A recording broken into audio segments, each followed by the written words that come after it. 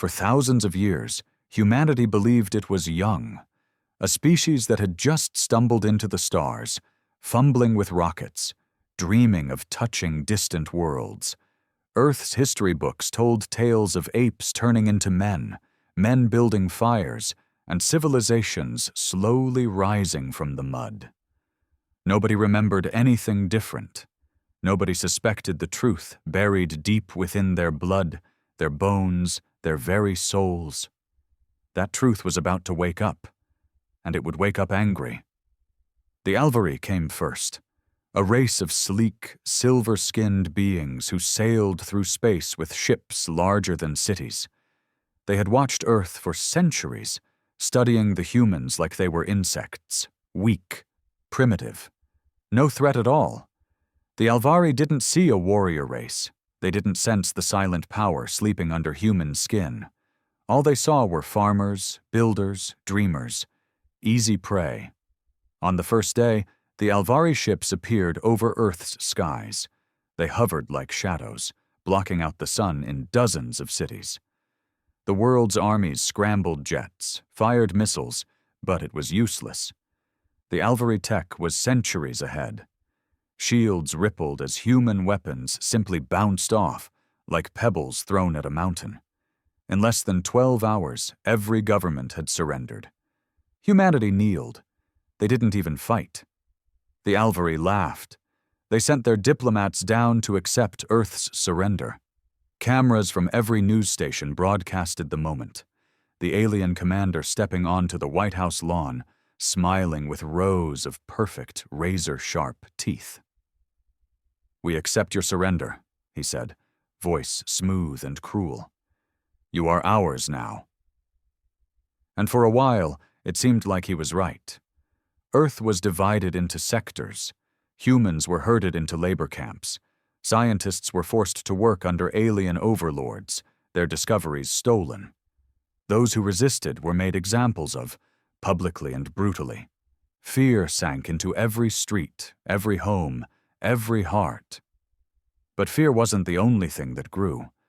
Somewhere deep in forgotten places, in ruins older than any human empire remembered, something stirred. It had waited for this moment. Not for years, but for ages. A part of humanity that had been hidden, locked away inside them like an ancient code. Their minds had been wiped clean long ago, but their blood remembered. And blood has a funny way of waking up when it smells war. It started small. In a mining camp in what used to be called Argentina, a young boy, no older than 10, stared at a guard too long. The alien struck him, a casual backhand that should have broken his neck. Instead, something broke in the alien's hand. Shattered bones, torn flesh, the boy's skin barely bruised. Before anyone could understand what had happened, the boy's eyes turned a deep, burning gold, and he screamed. Not in pain, in rage, the kind of rage that belonged to ancient kings and forgotten gods. The ground trembled. The alien fell back, screaming in terror as the air around the child grew heavy and thick, crackling with invisible power. That night, half the camp burned. It wasn't just one boy. Across the world, others like him began to change. Men and women, old and young. Something inside them was waking. Power they didn't understand. But that remembered. The Alvary were slow to notice. They were arrogant, blind with their easy conquest. But when the first Alvary city ship fell, ripped apart by a group of humans with no weapons except their bare hands, panic spread like wildfire. Reports flooded in. Guards found butchered patrols, alien bodies torn limb from limb, entire outposts abandoned. Alien commanders demanded explanations. None came. Their scientists scanned the humans, searching for mutations, diseases, anything to explain it. They found nothing. Or rather, what they found scared them too much to share. The humans were not evolving. They were remembering. The truth hit the Alvary leadership like a hammer. Earth's people weren't new to the galaxy. They weren't weak. They weren't primitive, they were ancient, and now they were awake. The Alvary High Command met in a desperate emergency session aboard their grandest ship, the Vessel of Triumph, which now seemed a lot less triumphant. Holograms flickered and buzzed as panicked reports poured in. Entire sectors were going dark. Patrols weren't just being defeated, they were being wiped out. Nothing left but shredded armor and bloodstains. Commander Krelvas, who had once declared Earth's conquest a ceremonial sweep, now trembled with a cold dread. He slammed his claws against the war table, his voice cracking. How? How could we have misjudged them so badly? None of his officers answered. What could they say? For decades, the Alvary believed they were the apex race, that humanity was a backwater accident. But now, that illusion was crumbling fast. In the shadows of Earth's ruins, a force was rising, and this time it wasn't marching with banners or tanks. It was moving like a storm, unseen until it struck. Camps were overturned, alien outposts incinerated. Alvary slaves, humans who had once cowered, were now fighting back with a savagery that terrified even the most hardened soldiers. It wasn't just strength, it was strategy. Ruthless, cold strategy. In one sector, humans had feigned surrender, only to bait the Alvary into a trap that collapsed an entire city block. In another, a human woman had hacked into their ship systems using old human tech, forcing a fleet to crash into their own orbital station. These weren't accidents. These were coordinated attacks. "Commander," croaked a science officer, voice brittle, We've found something." A shaky hand pulled up an ancient star map, older than Alvary history itself. Etched into the deep records of the galaxy, hidden beneath layers of forgotten data. It showed thousands of systems, once ruled by a force so dominant, so brutal, that no one dared speak its name. A force that had vanished mysteriously eons ago, leaving only shattered relics behind. The humans were not its descendants. They were it. They were the ancient force. Time had buried their empire, crushed their cities, and erased their memories. But some things don't die. They only sleep. And now, their instincts, their battle hardness, their dominion over death itself, was reawakening. "You fools," whispered Krelvas, voice barely audible. "We've conquered our creators." Meanwhile, back on Earth, the movement was growing. In the shattered remains of old New York, a man named Marcus Vale stood before a crowd of thousands. He wore no armor, no crown, but when he spoke, the very air seemed to listen. "They thought we forgot who we are," Marcus said, his voice rolling over the broken streets like thunder. "They thought they could break us, chain us, rule us." He raised his fist high, golden light seeping from his skin. "But blood remembers." The crowd erupted in a roar so powerful it rattled the concrete. Men, women, and children, each one touched now by the ancient force, chanted the old words none of them had ever been taught but somehow still knew. "We are the first, we are the last, we are the storm." In orbit above them, Alvary ships shifted nervously, their sensors picking up seismic tremors across entire continents. It wasn't an earthquake, it was humanity marching. Desperately, the Alvary tried to reinforce their strongholds. They brought in war machines, genetic weapons, alien mercenaries from distant worlds. They tried to quarantine cities, glass farmlands, incinerate forests where human resistance grew. It didn't work. Nothing worked. Because how do you fight something older than fear itself? Something born not from one world, but from 1,000 conquered ones, stitched into every fiber of their being? The humans didn't just want their freedom. They wanted revenge. And for the first time in 1,000 years, the galaxy trembled. Not because of the Alvary, not because of the tyrant kings of other worlds, but because humanity was coming back to reclaim what was theirs. The first world to fall was Vorkanis, a jewel of the Alvary Empire. Once a city of glass towers and silver oceans, it became a graveyard in less than a week. They never even saw the humans arrive. No grand fleet blotted out the stars.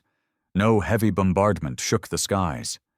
Instead, small strike teams, ordinary humans with nothing but ancient instinct and newfound fury, slipped through their defenses like smoke through a broken window. At first, the Alvary thought it was sabotage, an explosion here, a power grid failing there. But then the bodies started piling up, soldiers shredded in their own bunkers, elite guards found hanging from the spires of their own palace, civilians cowering in their homes, whispering of humans who moved faster than sight, stronger than any machine, merciless as fire. Commander Krelvus watched in horror from orbit, helpless as the once glorious city turned into a nightmare below him. He ordered a full evacuation. Only a few thousand Alvary escaped. The rest, millions, were slaughtered or simply vanished without a trace. The worst part? No human ships ever landed. No alien weapons were used. Humanity had taken back a world with nothing but their bare hands, their minds, and the savage hunger of something that had slept for too long. From Vorkanis, the fire spread. Within 3 months, 14 Alvary colony worlds fell. Sometimes violently, sometimes without a single shot fired, just the eerie disappearance of every Alvary life form, leaving their cities standing silent and empty, like tombstones. Whispers grew across the galaxy. They are the forgotten kings. They have returned to finish what they started. They were never gone. They were just waiting. Panic spread among the Alvary leadership like rot through a dying tree. Alliances they thought secure began to fray. Their vassal races, the ones they had enslaved for centuries, suddenly remembered that humanity had once ruled them too. And unlike the Alvary, many of these races saw a new chance for survival by switching sides. Across the stars, rebellions flared up, fueled by the old songs, the old fear.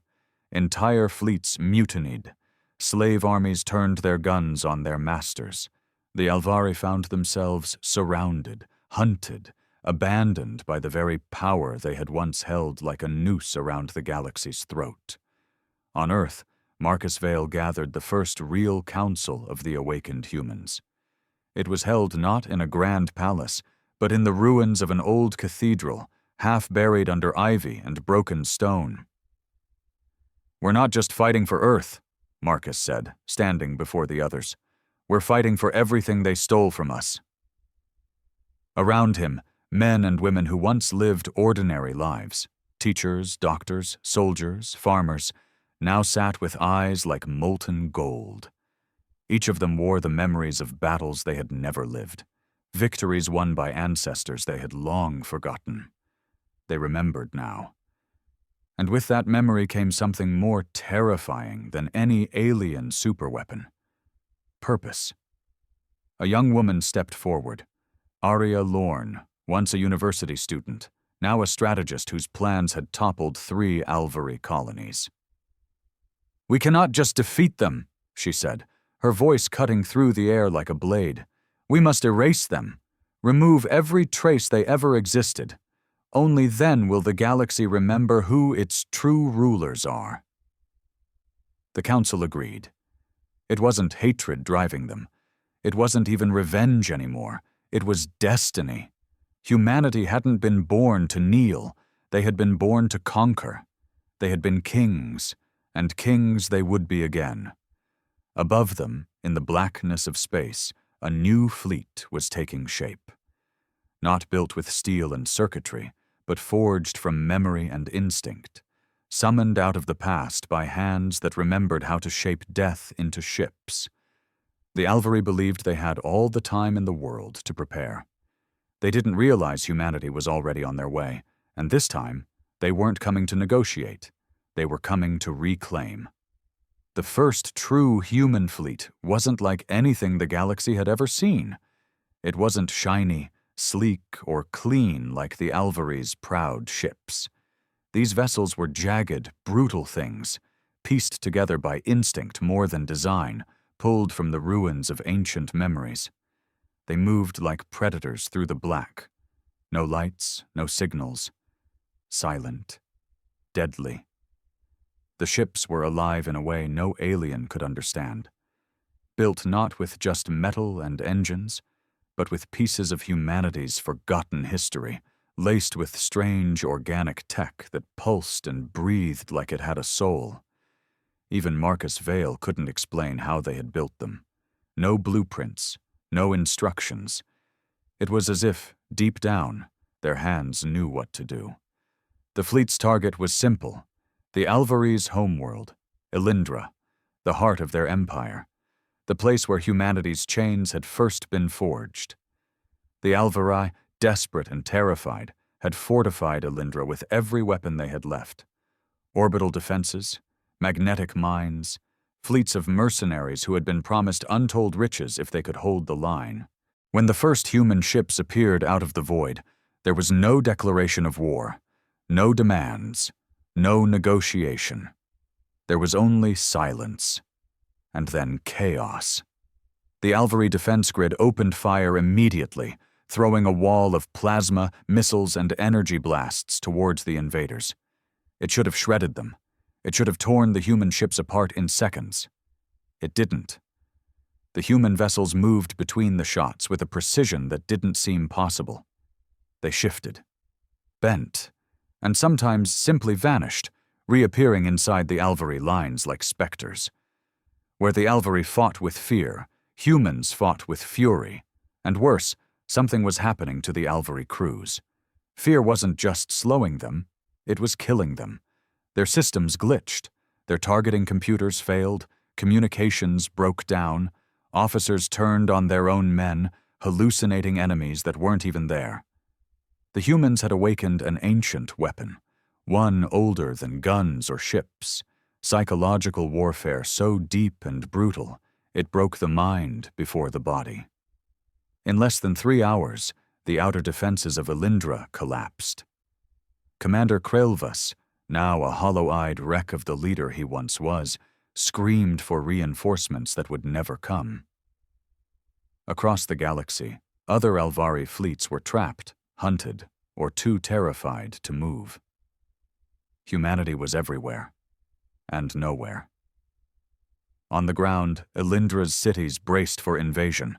The Alvary citizens, once proud and untouchable, hid in terror, locking their doors, praying their gods could protect them.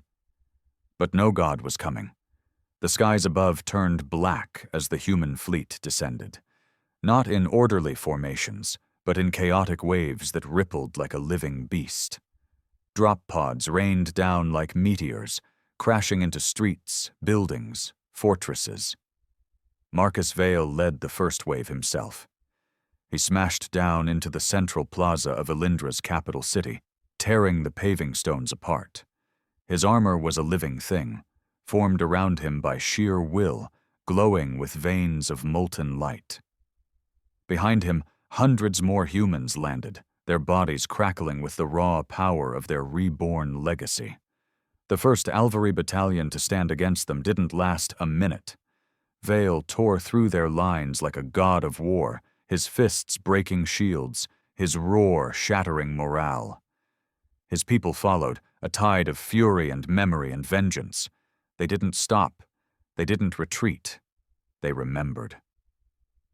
The city fell faster than anyone could have predicted. Alvary generals either fled or killed themselves rather than face capture. Their proud banners were ripped down, their monuments crushed under human boots. At the top of the high spire, the Alvary's center of government, Marcus Vale stood before the terrified remnants of their leadership. A handful of trembling officials, their silver skin pale with terror. "You thought we were a mistake," Vale said, voice low and cold. "You thought we were an accident." He took another step forward. The ground cracked under his feet. We are the storm your ancestors fled from." He raised his hand, and the high spire shattered into dust with a single gesture. The war for Elindra was over, but humanity's war for the galaxy was just beginning. The fall of Elindra sent shockwaves across the galaxy. To the oppressed, it was a signal of hope. To the powerful, it was a death sentence. But Marcus Vale and his awakened brethren weren't content with burning the Alvary cities and leaving the ashes behind. They knew something deeper was hiding beneath the Alvary's empire, something that needed to be dragged into the light and destroyed. And they didn't have to dig very far. Beneath the golden streets of Elindra, hidden under layers of shielding and misdirection, was a network of massive underground vaults. At first, the humans thought they were bunkers, maybe storage for weapons, or secret escape routes. They were wrong. The vaults weren't for protection. They were prisons. Humanity found them by accident. A young soldier, Ethan Marr, chasing a fleeing Alvary officer, stumbled upon a disguised elevator shaft deep in the ruins of the high spire. He called it in immediately. Marcus led the response team himself. When the massive steel doors cracked open with a shriek of ancient metal, a wave of cold air rolled out, heavy with the stench of rot and despair. Lights flickered on, dim, red, almost reluctant. Inside, rows upon rows of containment pods lined the walls, stacked high like coffins. And inside those pods were humans, not dead, not alive, frozen, preserved, forgotten. Marcus stood frozen himself for a moment, his mind trying to comprehend what he was seeing. Some of the faces in those pods were ancient, worn and scarred in ways modern humanity no longer carried. Some wore armor that had long since crumbled into dust. Others looked almost modern, their faces young and peaceful, as if they had simply gone to sleep and never woken up. Thousands of them. Tens of thousands. Arya Lorne arrived, her golden eyes wide with horror. This is why they conquered Earth," she whispered. "This is what they were guarding." The Alvary hadn't just enslaved Earth to break humanity. They had preserved pieces of the old empire, hoarding them like trophies, studying them, fearing them, trying to make sure they never woke up. Marcus approached one of the pods, wiping the dust from the glass. Inside, a woman floated, her hair drifting like smoke, her face serene. She looked familiar somehow, not to Marcus personally, but to something deeper inside him. Like remembering a song you had never heard before. "She's one of the first," Arya murmured. "From before everything." They realized the horrifying truth at once. The Alvary hadn't just conquered humanity's body. They had stolen its past, its warriors, its kings, its gods. Marcus clenched his fists. "They buried us alive," he growled. "And when they couldn't kill us, they locked away the ones they feared most." Anger boiled in the room, thick and tangible. Every soldier, every awakened human in that vault felt it. A deep, primal fury, not just for themselves, but for what had been done to their ancestors. No more. Arya stepped forward, pulling a cracked interface panel from the wall. "I can wake them," she said, her voice trembling with rage and awe. "It's risky, but if we do it carefully, we can bring them back." Marcus didn't hesitate. "Do it," he said. As Arya and the tech teams began the delicate process of reawakening the frozen warriors, Marcus turned back to the others. His voice echoed through the cold, dead halls. "They stole our world. They stole our memories. They stole our blood." He paused, letting the weight of those words sink into their bones. "But they can't steal our future." One by one, the pods began to flicker. Lights turned green, vital signs spiked. Faces that had slept through centuries, through eons, began to stir. Fists clenched, eyes snapped open, golden, burning, filled with ancient fury, They were waking. The first, the original rulers of humanity's forgotten empire, were waking. And when they rose, the galaxy would remember why humanity had once ruled without mercy or fear. Above them, in the broken skies of Elindra, Alvary survivors tried desperately to regroup, to warn the rest of their crumbling empire. But it was too late. Humanity was no longer just rebelling. They were resurrecting. The first of the ancient warriors stepped out of her pod with a hiss of freezing air, her bare feet hitting the cold floor like the drumbeat of an ancient war. She was tall, taller than any modern human, her body marked with swirling tattoos that pulsed faintly under her skin, glowing in rhythm with her slow, measured heartbeat. Her name, once whispered in forgotten legends, came back to her lips the moment she opened her eyes. "Sira Veilen," she said, her voice low and rough from centuries of silence. Marcus Vale stood before her, humbled without knowing why. Every part of him, every instinct bred through lifetimes, told him to kneel. This woman wasn't just a soldier. She was a queen, a general, a living weapon molded from the peak of humanity's ancient dominion. Sira's golden eyes scanned the ruined vault. The humans gathered around her, the broken remains of the Alvary Empire overhead.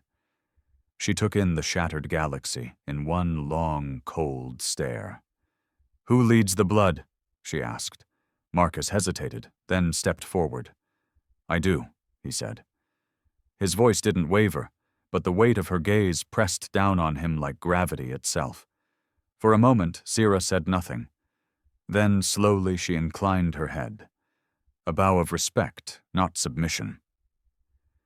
"You have kept the fire burning," she said. "We will finish what was started." Behind her, the other pods began opening. One by one, the first stepped out. Men and women who bore the scars of 1,000 forgotten wars. They didn't ask for explanations. They didn't need history lessons. Their memories, buried deep in the genetic code of humanity, were sharper than ever. They remembered it all. The wars fought not for survival, but for domination. The star systems burned as offerings, the empires that had risen and fallen beneath humanity's iron hand. And they remembered the betrayal, the ancient enemy, the architects of humanity's fall, the ones who had spread lies and fear across the galaxy until humanity was hunted, broken, and erased. Not just the Alvary, but others, older still, who had long since vanished into the dark corners of space. Now Sci-Fi and the First would lead humanity's vengeance. Marcus gave them the overview quickly. The fall of Earth, the rise of the Alvary, the enslavement of humanity, and the awakening of their lost legacy. He spoke of rebellion and rage, of the coming war to reclaim what was theirs. Sira listened, arms folded, her face unreadable. When he finished, she turned to the others, the newly awakened ancients, and spoke in a language that hadn't been heard for tens of thousands of years. It wasn't words, it was command. Power rolled through the vault like a shockwave. The awakened humans, both the ancient and the modern, felt it vibrate in their bones. Sira raised one hand, and the walls themselves responded. The ruins of the vault began to tremble, then shift, opening passageways that no living Alvary had ever discovered. Below the prison chambers, deeper underground, hidden for eons, was the true prize. The Forge of Veilen. A creation site unlike anything the galaxy had seen.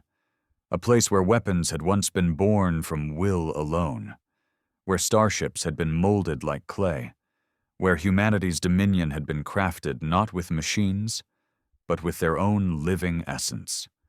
Marcus stared at it, feeling a deep pull inside him. "We can rebuild," he whispered.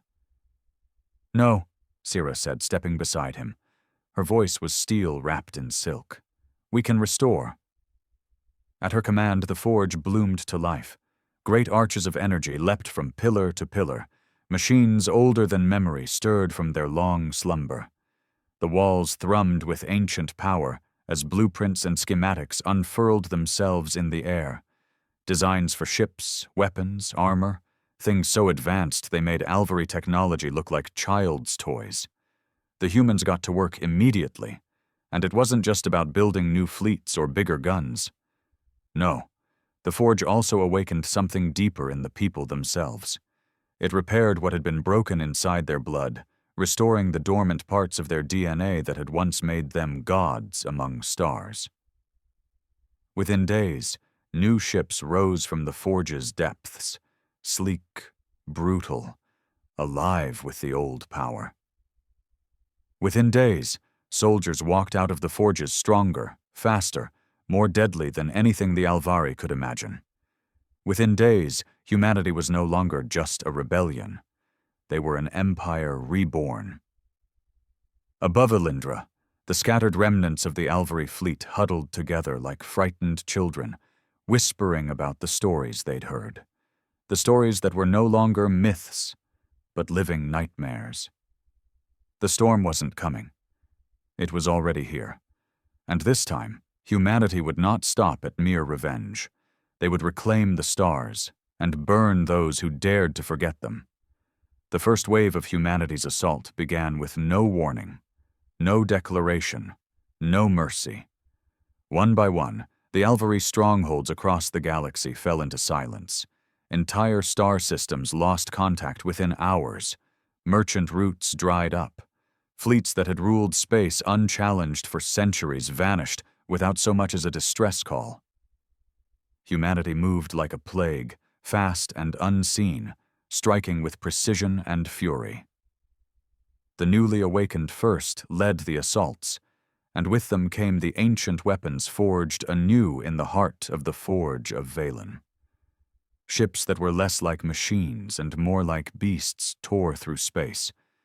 Their hulls shimmered with a darkness that bent light itself, making them nearly invisible until it was far too late. Their weapons didn't just destroy matter, they erased it, tearing holes through enemy ships and leaving nothing but drifting dust behind. On the Alvary world of Saranthus, a high command center buzzed with desperation. Alvary generals shouted orders, calling reinforcements, demanding updates that never came. Their holographic map, once a vast sea of Alvary-controlled systems, now flickered with growing fields of darkness where human forces had struck. "We have to negotiate," one of the generals cried, his silver skin turning pale with terror. "Send a message, offer terms. They cannot possibly want annihilation." But deep down, they knew. This wasn't about politics. This was retribution, and humanity wasn't coming to bargain. Above Saranthus, Marcus Vale himself led the assault. His armor, forged from the living metal of the Forge, shimmered with a deep crimson light. His fleet moved in total silence. No communications, no hesitation. Every ship, every strike was coordinated by instinct, by the old blood now burning hot in their veins. Sira Veilen stood beside him on the bridge of the flagship, her gaze locked on the planet below. "They will beg," she said quietly. "Let them. We owe them nothing but fire." And fire they gave. The first strike disabled Saranthus's orbital defenses in minutes. The second ripped apart their fleet as it scrambled to flee. Drop pods hammered into the planet's surface, carrying not armies, but weapons designed to infect the very ground. Structures collapsed as the ancient nanotech spread like wildfire, consuming Alvary fortresses and factories in minutes, leaving nothing but silent craters. Human troops followed, swift and brutal, eliminating resistance before it even had a chance to organize. They didn't loot. They didn't enslave.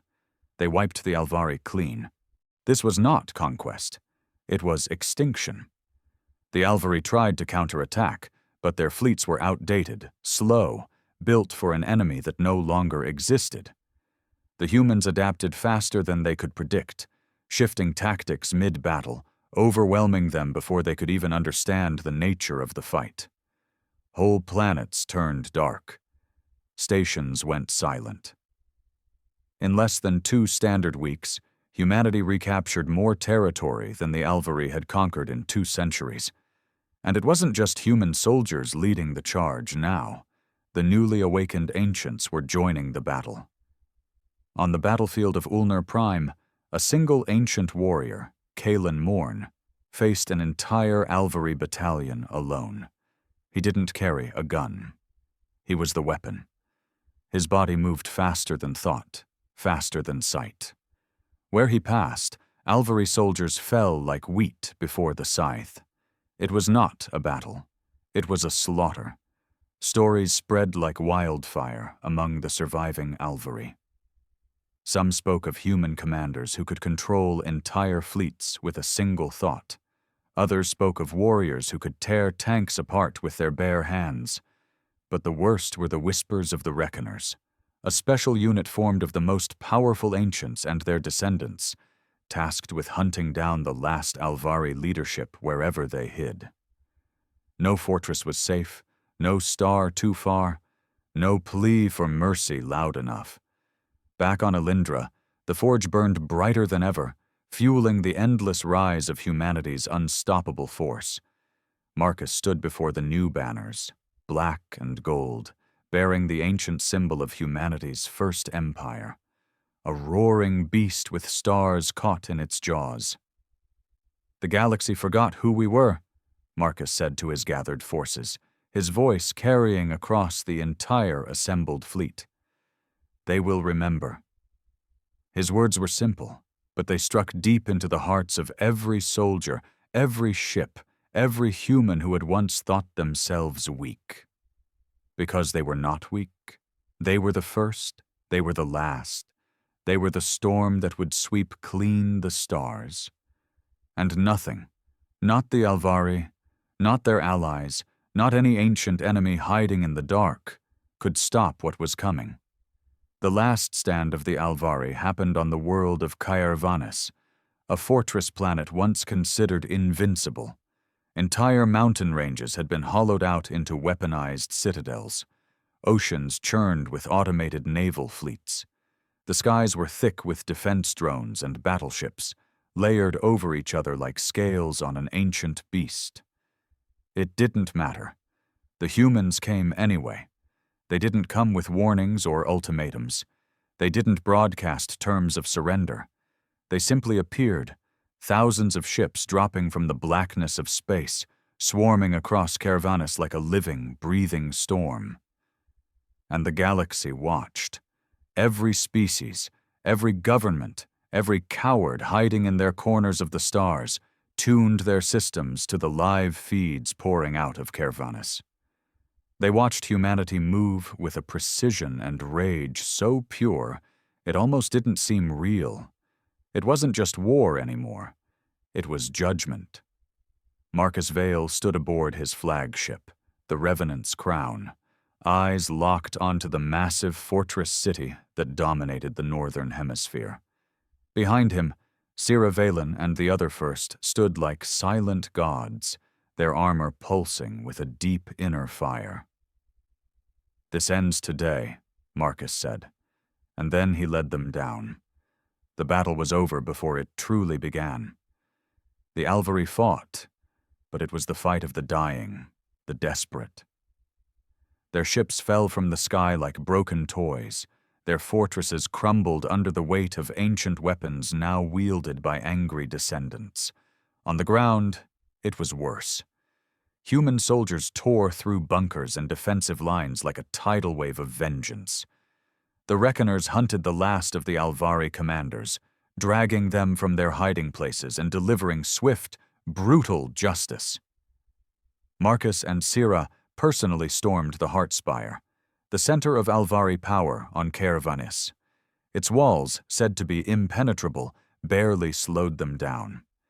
They moved like forces of nature, battering aside defenses, cutting through layers of soldiers and mechs as if they were made of paper. At the top of the spire, the last of the Alvary council cowered.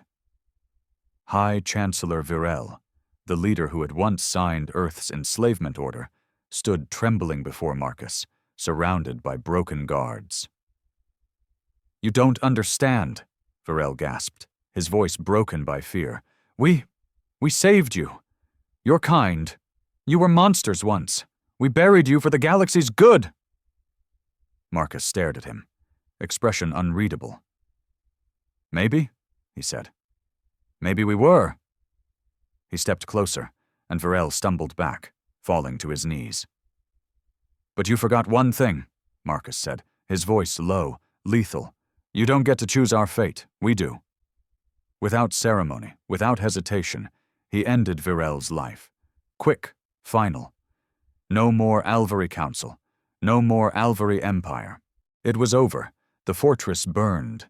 The Alvary surrendered, or were annihilated. Across the galaxy, the news spread like wildfire. Humanity had returned, and the galaxy belonged to them again. But Marcus Veilen and the Council of the First didn't stop there. They knew that if they left the remnants of the old powers alive, history would simply repeat itself. Hatred would fester. Revenge would brew. So they built something else. Not a new empire built on oppression and slavery, but a new order.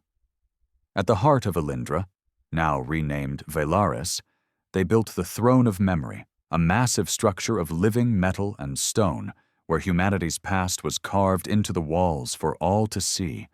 Every betrayal, every war, every forgotten sacrifice. It would never be forgotten again. The galaxy's species were summoned, not as slaves, but as witnesses. Humanity offered them a simple choice: peace under humanity's protection, or oblivion. Most chose peace. A few resisted, and were swiftly reminded why humanity had once ruled the stars. In the years that followed, Marcus Veilen became a legend. The man who awoke a dead empire. The man who burned the old galaxy to ash and planted a new one in its place. Sira Veilen and the other first guided the rebuilding, teaching humanity's lost knowledge back to their descendants, shaping them into something even greater than before. It was not a perfect future. There would always be darkness. There would always be enemies. But this time, humanity was ready. They would not forget again. They would not fall again. Because the galaxy had learned one final, brutal lesson: you can kill memories. You can bury histories. But you cannot destroy destiny, and humanity's destiny was to rule the stars. Forever.